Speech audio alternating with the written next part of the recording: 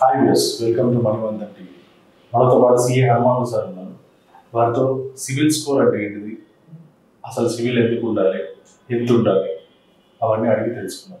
Sir, civil score అంటే ఏంటి sir? అసలు సివిల్ అంటే ఏంటి? సివిల్ అనేది ఇప్పుడు ఒక ప్లాట్ఫామ్ అన్నమాట. మనం ఒక వ్యక్తి ఎక్కడ లోన్ తీసుకొని, అంటే ఆర్గనైజ్డ్ సెక్టార్లో బ్యాంకింగ్ కానీ, క్రెడిట్ కార్డు కానీ, డెబిట్ కార్డు కానీ, మనలో ఫైనాన్షియల్ ట్రాన్సాక్షన్ చేస్తాం కదా, లోన్ తీసుకొని సరిగ్గా కట్టకపోతే ఆలస్యం చేసినా కానీ మన యొక్క పాయింట్స్ తగ్గుతాయి అన్నమాట. అంటే ఇప్పుడు మన గూగుల్ ఉంది, గూగుల్ ఏముంది, మన ఇన్ఫర్మేషన్ అంతా ప్లాట్ఫామ్ మీద ఉంటుంది. అదే మాదిరిగా వ్యక్తి కానీ, కంపెనీ కానీ, దేని గురించి అయినా కానీ లోన్కు సంబంధించిన ఇన్ఫర్మేషన్ అంతా సివిల్ దగ్గర ఉంటుంది. Credit information bureau of India limited అంటే అదేంటంటే ఒక నమ్మదగిన ఇన్ఫర్మేషన్స్ అంటారు. కానీ పూర్తి సాక్ష్యాలతో కాదు, ఎవిడెన్స్లు ఉండదు అక్కడ. మళ్ళీ మనం వెరిఫై చేసుకోవాలి ఎవిడెన్స్ని. ఇప్పుడు మనం గూగుల్లో కూడా కొన్ని సెర్చ్ చేస్తాం, చేసిన తర్వాత మనకి మెసేజ్ రాగానే మనం ఏం చేస్తాం, దాన్ని వెరిఫై చేసుకుంటాం కరెక్టా కాదా. ఇదే మాదిరిగా సివిల్ని కూడా ఒక నమ్మదగిన ఇన్ఫర్మేషన్ సెంటర్ అది. దాన్ని ప్రతి బ్యాంక్ కానీ, నాన్ బ్యాంక్ ఫైనాన్షియల్ కంపెనీ కానీ దాన్ని నమ్ముతాయి అన్నమాట. సివిల్ ఇన్ఫర్మేషన్ ఎందుకంటే అది మొత్తము భారతదేశంలో ప్రతి వ్యక్తి యొక్క క్రెడిట్ ఎలా ఉంది, తీసుకున్నప్పుడు లోన్ ఎప్పుడు కట్టాడు, ఇన్స్టాల్మెంట్ టైం కట్టాడా లేదా, క్రెడిట్ కార్డ్ టైం కట్టాడా లేదా, ఇవన్నీ హౌసింగ్ లోన్ కానీ, వెహికల్ లోన్ కానీ, పర్సనల్ లోన్ కానీ, ఎప్పుడైనా ఎన్పిఏ అయిందా, ఎప్పుడైనా 20 సంవత్సరాల క్రితం కానీ ఎప్పుడైనా కానీ డిఫాల్ట్ అయిందా, డిలే అయిందా, డీటెయిల్స్ అంతా సివిల్లో ఉంటాయి. కాబట్టి ఆ ఇన్ఫర్మేషన్ని బ్యాంకులు నమ్మి లోన్ ఇచ్చే ముందు ఆ ఇన్ఫర్మేషన్ వెరిఫై చేసుకుని లోన్ ఇస్తాయి అన్నమాట. అంటే మీ జనరేషన్ అప్పుడు సివిల్ ఉండేదా సార్?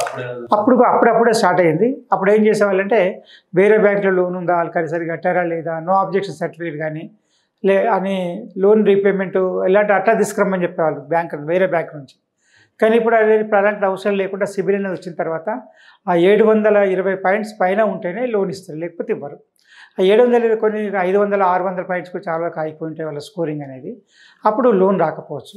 అదే మరి కొన్ని మనం చూసాము. ఒక మా ఫ్రెండ్ అవుతాను చూస్తాను, 20 సంవత్సరాల క్రితం ఎప్పుడో లోన్ తీసుకొని 15,000 లోన్ మాత్రమే తీసుకొని క్రెడిట్ కార్డు మీద తీసుకొని ఆలస్యమైంది. తర్వాత ఒక 1 year 2 years తర్వాత కట్టాడు అనమాట. దానివల్ల ఆయన ఇప్పుడు బిజినెస్ చేస్తాడు, పెద్ద లోన్ వచ్చిన బిజినెస్ బాగా పెరిగిపోయింది.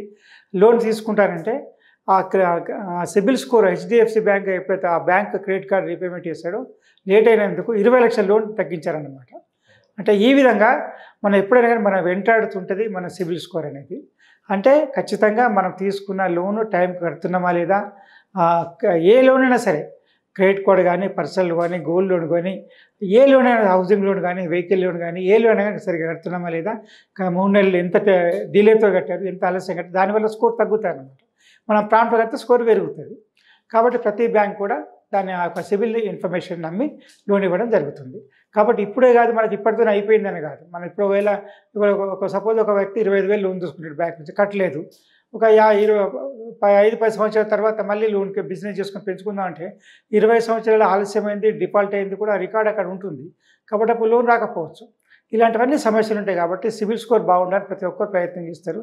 ఆ విధంగా ఉన్నప్పుడే మీకు బ్యాంక్స్ కానీ, ఎన్బిఏ ఆర్గనైజ్డ్ సెక్టార్ లోన్స్ అన్నీ కూడా సివిల్ స్కోర్ మీద ఆధారపడి ఉంటాయి. ఆర్గనైజ్డ్ సెక్టార్ అంటే బ్యాంక్స్ కానీ, ఫైనాన్షియల్ ఇన్స్టిట్యూట్స్ కానీ, నాన్ బ్యాంక్ ఫైనాన్స్ కంపెనీస్ కానీ, క్రెడిట్ కార్డ్స్ కానీ, ఇవన్నీ కూడా మనకు సివిల్ స్కోర్ మీద ఆధారపడి లోన్స్ ఇవ్వడం జరుగుతుంది.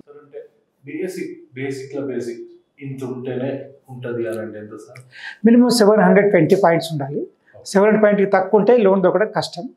అంటే అప్పుడు ఏం చేయాలంటే 700 తక్కువ, ఇప్పుడు 650, 640 ఉందనుకోండి, అప్పుడు ఏం డిఫరెన్స్ ఒకవేళ మనకు కంపల్సరీ కావాలి, అతను ఇస్తాను అనుకోండి, మన ఎక్స్ప్లెనేషన్ ఇవ్వాలి.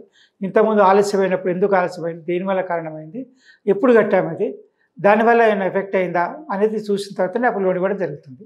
అంటే 640, 640 దాటిన తర్వాత ఖచ్చితంగా లోన్ ఇవ్వరు. ఒకవేళ ఇస్తే మాత్రం కొన్ని క్లారిఫికేషన్ తీసుకున్న తర్వాత మళ్ళీ పర్సనల్ సెక్యూరిటీ కానీ, లేకపోతే అడిషనల్ సెక్యూరిటీ కానీ తీసుకొని ఇచ్చే అవకాశం ఉంటుంది. చాలా తక్కువ కేసులు అవి. సార్, మన ప్రేక్షకులకు ఈవెన్ జాగ్రత్తలు ఏం చెప్తారు సార్ సివిల్ గురించి? సివిల్ గురించి ఏంటంటే మనం ఎప్పుడు ఎట్టి పరిస్థితుల్లో ఆదాయం లోన్ తీసుకోకూడదు, ఖర్చుల కొరకు లోన్ తీసుకోకూడదు. ఆదాయం కొరకు లోన్ తీసుకోండి. ఆదాయం సంపాదించడానికి లోన్ తీసుకొని ఆదాయం సంపాదించే లోన్ కట్టండి. అంతేగాని ఖర్చుల కొరకు లోన్ తీసుకొని మళ్ళీ ఫ్యూచర్ క్రెడిట్ అంటే ఫ్యూచర్ ఇన్కమ్ని మార్టిగేజ్ చేసే విధంగా లోన్ తీసుకోకండి. అది మేబీ క్రెడిట్ కార్డు కావచ్చు, పర్సనల్ లోన్ కావచ్చు. కాబట్టి ఖర్చుల కోసం లోన్ తీసుకోకుండా సంపాదించడానికి లోన్ తీసుకోండి. వచ్చిన సంపాదనతో లోన్ కట్టే అవకాశం ఉంటుంది. అప్పుడు ఎప్పుడైతే ఇన్స్టాల్మెంట్స్ మనం అనుకుంటే చాలా వరకు ఈ నెల కట్టకుండా వచ్చే నెల కడితే పర్వాలేదు కదా, లేకపోతే 2 months అయినా ఒకేసారి 3 నెలలు కడితే సరిపోతుంది కదా అనుకుంటాం. దానివల్ల కూడా క్రెడిట్ స్కోర్ తగ్గే అవకాశం ఉంటుంది. అంటే మీరు అగ్రిమెంట్ చేసుకున్నప్పుడు, బ్యాంకర్తో అగ్రిమెంట్ చేసుకున్నప్పుడు టర్మ్ లోన్ ఏదైతే ఇస్తారో ఇంత లోపల ఇన్ని రోజులు కడతామనుకుంటే ఆ ప్రకారం కట్టాల్సిన అవసరం ఉంటుంది. ముందు కడితే బాగుంటుంది, కనీసం ఆ డేట్ లోపల కడితే బాగుంటుంది. ఏ ఒక్కరోజు ఆలస్యం చేసినా కానీ సిబిల్ స్కోర్ ఎఫెక్ట్ అయ్యే అవకాశం ఉంటుంది. కాబట్టి ఫైనాన్షియల్ డిసిప్లిన్ బాగా ఉంటుంది. ఖచ్చితంగా కట్టగలుగుతాను అనుకుంటే లోన్ తీసుకోండి. ఆ టైం ప్రకారం షెడ్యూల్ ప్రకారం రీపేమెంట్ చేయండి. ఒకవేళ ఒక్క ఇన్స్టాల్మెంట్ ఆలస్యం చేసినా, ఒక 2 నెలలు ఆలస్యం చేసినా కానీ సిబిల్ స్కోర్ తగ్గిపోయి అప్పుడు లోన్కి అనర్హత పొందే అవకాశం ఎక్కువగా ఉంటుంది. అనర్హత అంటే మొత్తం భారతదేశం మొత్తంలో ఏ బ్యాంక్ కానీ, నాన్ బ్యాంక్ ఫైనాన్షియల్ కంపెనీ కానీ, ఫైనాన్షియల్ ఇన్స్టిట్యూషన్ కానీ, ఏ క్రెడిట్ కార్డ్ కంపెనీ కూడా లోన్ ఇవ్వకుండా జరిగే అవకాశం ఉంటుంది. కాబట్టి తీసుకోకపోవడం మంచిది. తీసుకుంటే మాత్రం మీ యొక్క ఆదాయం అలాంటి వచ్చే అవకాశం ఉంటేనే లోన్ తీసుకొని టైం ప్రకారం రీపేమెంట్ చేయండి. దాని ప్రకారం టైం అకౌంట్ క్లోజ్. కొన్నిసార్లు ఏమవుతుందంటే లోన్ మొత్తం కట్టేస్తాము. కట్టేసిన తర్వాత నా బ్యాలెన్స్ 0 ఉంటుంది. బ్యాంక్ మేనేజర్ చెప్తాడు అయిపోయింది అని చెప్పని అంటాడు. కానీ మీరు లోన్ క్లియరెన్స్ లెటర్ కూడా తీసుకోవాలి ఇమీడియట్గా. తీసుకోకపోతే అర్థమైందంటే లోన్ ఇంకా అకౌంట్ కంటిన్యూ ఉన్నట్టు. దానివల్ల ఏమైనా కొన్ని ఛార్జెస్, ఇప్పుడు క్రెడిట్ కార్డ్ అంటే ఛార్జెస్ ఇస్తుంటాయి కంటిన్యూ అయినప్పుడు. ఆ ఛార్జెస్ కూడా అవుట్ స్టాండింగ్ ఉన్నా కానీ అది సిబిల్ స్కోర్ తగ్గే అవకాశం ఉంటుంది. కాబట్టి ఎట్టి పరిస్థితుల్లో మీరు ఎప్పుడైనా లోన్ క్లోజ్ చేసినా, లేకపోతే లోన్ ఇనాపరేట్ చేసినా కానీ ఆ క్లోజర్ లెటర్ తీసుకొని ఆ యొక్క ట్రాన్సాక్షన్ మొత్తం క్లోజ్ చేసుకునే అవసరం ఉంటుంది. లేకపోతే మాత్రం వాళ్ళు ఛార్జెస్ చేస్తే ఛార్జెస్ కూడా మీరు కట్టే 50,000 60,000 ఛార్జెస్ కూడా ఆలస్యం అయితే దాని యొక్క క్రెడిట్ కోర్స్ తగ్గే అవకాశం ఉంటుంది. కాబట్టి లోన్ కానీ, ఇన్స్టాల్మెంట్స్ కానీ, ఛార్జెస్ కానీ ఏమున్నా మీరు తెలుసుకోవాలి. దాని ప్రకారం ఇమీడియట్గా కట్టేసేయాలి. మీకు డిస్ప్యూట్ ఉంటే తర్వాత కొట్లాడండి. కానీ ఆపేసి కొట్లాడితే మాత్రం ఖచ్చితంగా సిబిల్ స్కోర్ తగ్గే అవకాశం ఉంటుంది. కాబట్టి ఎట్టి పరిస్థితుల్లో కూడా మనకు సిబిల్ స్కోర్ తగ్గకుండా చూసుకోవాల్సిన బాధ్యత. ఎందుకంటే మన పరువు ప్రతిష్టలు అంటే చూడండి, అదే మాదిరిగా మన సిబిల్ స్కోర్ అనేది మన పరువు ప్రతిష్టని బ్యాంకింగ్ సెక్టార్లో, అంటే మనకు లోన్ సెక్టార్లో మనకు ఎవరైతే లోన్ ఇవ్వాలనుకుంటే వాళ్ళందరికీ కూడా మన సిబిల్ స్కోర్ అనేది మనల్ని పరిచయం చేస్తుంది. ఆ విధంగానే మనకు లోన్ దొరికే అవకాశం భవిష్యత్తులో ఉంటుంది.